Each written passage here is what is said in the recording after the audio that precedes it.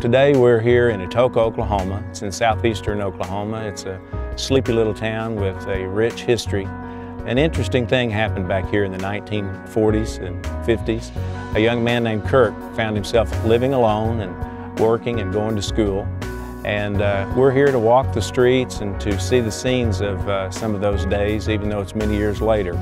And Dr. Kirkland, I understand that you lived actually across the tracks here in Atoka and over by Dunbar School in a little small house. Yes, I lived across the tracks, across the street from Dunbar High School. That's where I lived, in an old 3-room house with holes in the roof.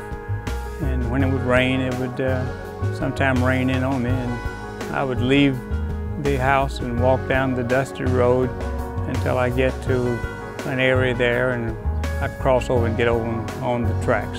I understand that you didn't have any transportation, not even a bicycle, so it's my understanding that you'd cross over and run on these railroad tracks to town. Is that right? Yes, I'd get over on the tracks and I'd go approximately 3 miles. I would run most of the time because it was cold and didn't have the proper clothing, and I would run, get off the tracks, and I would be close to where I would pick up my papers and deliver them. After you'd worked for Skeet for a while, that he gave you an interesting job that you'd never done before. After working at the drugstore for approximately 3 or 4 weeks for Skeet Carney, he walked up to me one Saturday morning and gave me a money pouch and asked me to take it and deposit it at the bank. It was the week's receipt. I've never been in a bank before at the age of 13, so that was one of the jobs that I found myself doing at that particular time. Most of us who are my age and younger, we don't remember or have any idea about the day when segregation was around, especially down here in southeastern Oklahoma. And tell us about where you could find to eat, and how did you go eat, because you couldn't go in the front door and eat in cafes, is that right?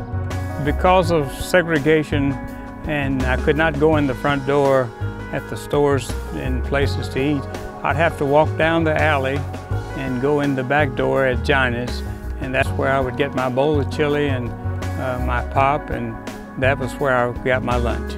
So today's been a very interesting day in Atoka. We've walked the streets, the tracks, and we've been all over really.